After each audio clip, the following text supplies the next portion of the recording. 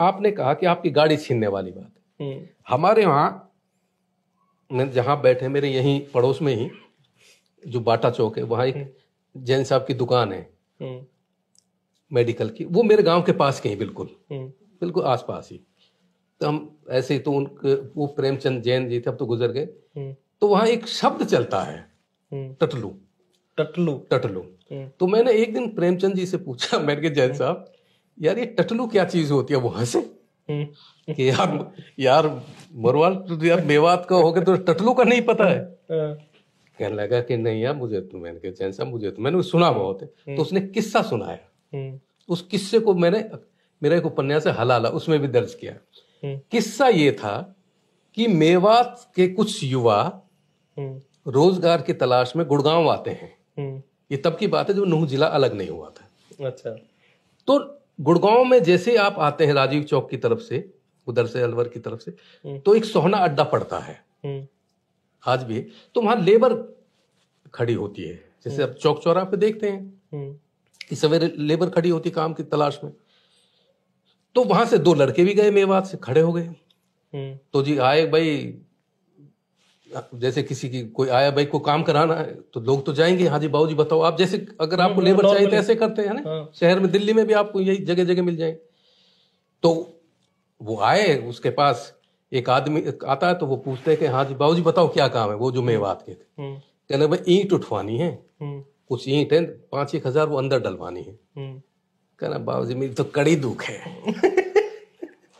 ना कुछ और। वो दूसरी जगह चला गया। फिर एक दूसरा आदमी आया, हाँ जी बाबूजी बताओ क्या काम है। कहना भाई बाहर थोड़ी बजरी पड़ी है, वो बजरी अंदर करवा। बाबूजी कहा करो मेरी तो नाड़ जो है ना यहाँ दर्द सो मचे है ना। वो भी चला गया।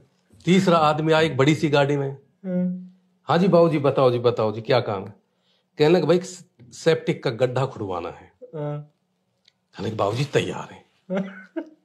गड्ढा खुदवा कहाँ से आई जाए भाई, जो सेप्टिक का एक होता है गड्ढे का आकर। कहने लगा जी चलो बाबूजी चलो। उसने गाड़ी में बिठाया, अपने कोठी पे ले गया। वो एक सच्ची किस्सा है ये, टटलू की जो वो किस्सा बता रहा हूँ।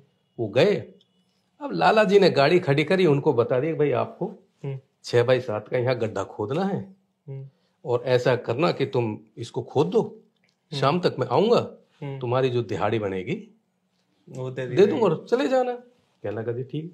उधर वो घर भी कह के चला गया अपनी सेठानी से कि भाई इनको टाइम टाइम पे चाय पानी जो मांगे दे देना। भाई साहब हो गया शुरू। 4 बजे के करीब जब लाला जी अपनी गाड़ी में आते हैं तो वो क्या देखते हैं कि गड्ढा तो खुदा हुआ है, लेकिन वो दूर से ही देखते हैं कि दोनों में गुत्थम गुत्था हो रही हो। और मतलब हालत ये थी कि कभी स्टाक नाम कल्पना कर लीजिए, कभी स्टाक नीचे कभी अख्तर ऊपर, कभी अख्तर नीचे कभी स्टाक ऊपर। तो उसने गाड़ी वाड़ी को तेजी से भागा। अरे भाई क्या बात है क्या? कहना लाला जी हट जा, तू हट जा आज। अरे कुछ लाला तू हट तो जाए। अब वो फिर गुत्थम, अरे बात तो बात बताए। तो उसमें से एक कहता है कि बाबूजी उसने ई मूर्ति तुम्हारा गड्ढा में निकली है। अब ई कहे कि मेरी है। अब ये बात बताओ लाला जी, हम जब दोनों गड्ढा खोद रहा है, अभी मेवाती में सुना रहा हूँ कैसे, मेवाती में ही सुना अब जो हम ये जो गड्ढा खोद रहा है, ये एक बात बता, या डोकरे का की कहा या को कहा मतलब या में मेरो साचो ना है। कहने दिखाओ से कहा है। अब उसने दिखा दूर से, देखो बाबूजी ई है। तो लाला जी का माथा ठनका। कहने लगा भाई एक चीज बता भाई, पहली बात तो ये है कि गड्ढे में मूर्ति निकली है तो तुम्हारी कैसी हुई? गड्ढा मेरा, मूर्ति मेरी, तो तुम तो दिहाड़ी लो और भाग। कहना बाबूजी कैसे चले जाए, कैसे चले जाए? तो हम तो पुलिस में जा रहे हैं। हम तो कह रहे तो पुलिस में मत जाए। अब वो निगोशिएशन होता है। कहना कितने की दिहाड़ी है? उस वक्त रही होगी 150-150 रुपए की। कहना ये पकड़ो 1000 रुपए अपने घर जाओ। कहना वाह बाबूजी हम बावड़ा लगा रखा तेने है। ये लखोन की मूर्ति है, गड्ढा में से निकली है, तू हमें 1000 रुपया बका रो है। अब लाला जी को समझ में आ गया कि ये तो गुरु ऐसे आदमी नहीं। अब वो सौदा होते होते 10,000, 20,000, 50,000, 1 लाख, 3 लाख में सेट हुआ। कहने लगा, लाला जी को उन्होंने मूर्ति दी और उसने उनको 3 लाख दो। लाला जी ने ये भी कहा कि भाई ऐसा है कि तुम किसी को बताना मत ये अच्छा कि मेरे यहाँ को मूर्ति निकली है। कहने बाबूजी कैसी बात कर रहे हो आप, ने कोई ईमानदारी भी, कोई खुदा और कोई ये भी, कोई ऐसी बात हो।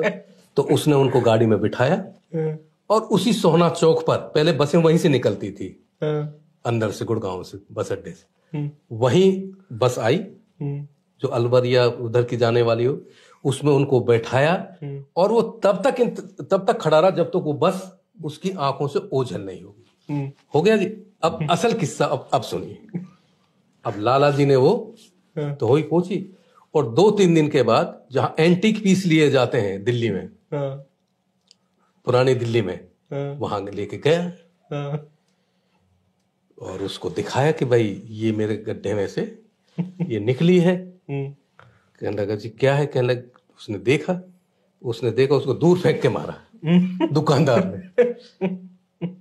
अब जैसे लाला जी ने देखा कि भाई क्या है, क्या भाई एंटीक पीस है, तो कर हमें बेवकूफ बना रहा है, ये मूर्ति बाजार से खरीदी गई है, इसको नकली बनाया गया है। अब लाला जी का तो दम ऊपर का, इसको कहते टटलू काटना।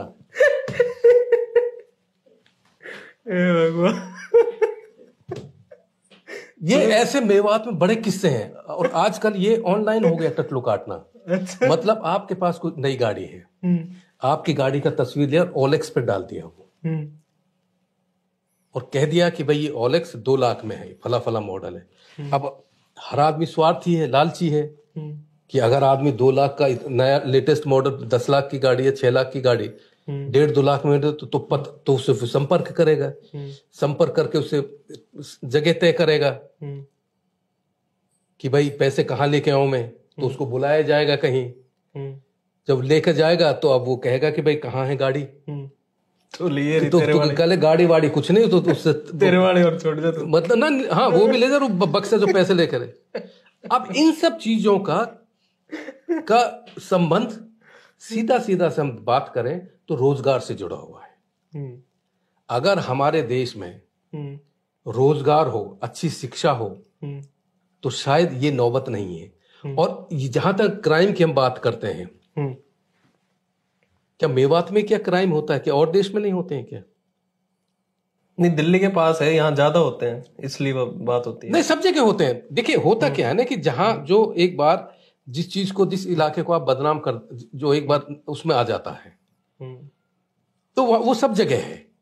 पर सर ये बदनाम पिछले 100-150 साल से थोड़ी ना है। नहीं, अभी हुआ नहीं, 500-700 साल ना 500 साल, 500। देखिए आप राजा वो नाहर सिंह की बात करते हैं, वो यही तो लिखते हैं, यही तो लिखता है कि वहां पे वो गुंडागर्दी कर रहे हैं, वो वहां पर देखिए पाट कर रहे हैं, तो उनको बुलाओ, यहाँ एम्प्लॉयमेंट दो और उनको पेंशन। उस गुंडागर्दी और इस गुंडागर्दी में फर्क ये है कि आज जो देश के हालात हैं, अगर आप अनएम्प्लॉयमेंट की अगर बात करें तो मैं समझता हूं कि मेवात तो चूंकि हमेशा से उपेक्षित रहा है शासन, प्रशासन और सरकार की तरफ से, तो अगर यहाँ अब जो ध्यान दिया जा रहा है, अब यही ध्यान आज से 25 साल पहले दिया जाए। जैसे कि एक हमारे मेवात में, हम जब बचपन में थे तब से हम ये सुनते आते हैं मेवात से रेल निकलेगी। आज पानी तो निकला नहीं है, आज तक कोई रेलवे लाइन को कोई जिक्र। अब नए सीएम ने घोषणा, हर साल बजट में प्रोविजन होता है, घोषणा होती है, केंद्र सरकार भी करती है, कोई कुछ नहीं।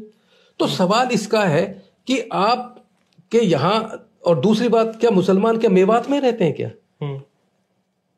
तो है क्या कि उस पर नैरेटिव बनाने में इसलिए सुविधा होती है कि एक तो दिल्ली के पास है, और जो मेवात के बारे में जो ये कहा जा रहा है कि वहां हिंदुओं को प्रताड़ित किया जा रहा है, वहां से तो हिंदू पर छोड़ के आ रहे हैं। देखिए ये जो पलायन की जो समस्या है, ये जो भगदड़ 80 के दशक में मची थी, वो पूरे देश में मची थी।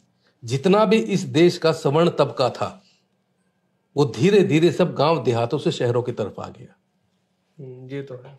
और जो लोग अब गांव देहातों को छोड़कर, मतलब मैं बहुत कड़वी बात कह रहा हूं कि हमारा यहाँ जो वणिक समुदाय है, उनका कोई अपना काम नहीं था, कोई बिजनेस नहीं था, उनका एक ही बिजनेस था कि चूंकि ये मेव किसान थे, और महाजन जो हमारे यहाँ जो संस्कृति हम जिसको कहते हैं, कि वो महाजनी का काम करते थे किसानों से। 70 के दशक की बात कह रहा हूं मैं, 80 के दशक की शुरुआत की। 3 या 4 रुपए सैकड़ा प्रति माह ब्याज हुआ करता था।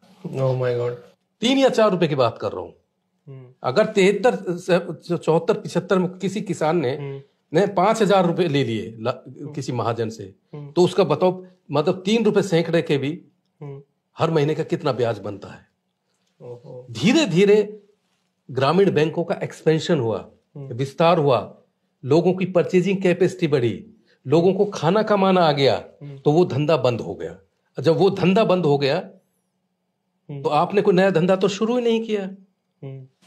ये भी है। तो ये खाली मेवात की समस्या नहीं है, ये लगभग वणिक समुदाय, किसान और मजदूरों के बीच का ये जो विरोधाभास है, ये शुरू से है। अच्छा, मतलब आप जाकर देखिए पुराने गांव देहातों में देखिए जहां मुसलमान नहीं है, वहां क्या ताले नहीं लटके हुए क्या गांव में? बड़ी बड़ी हवेली, वो तो हुआ ही है।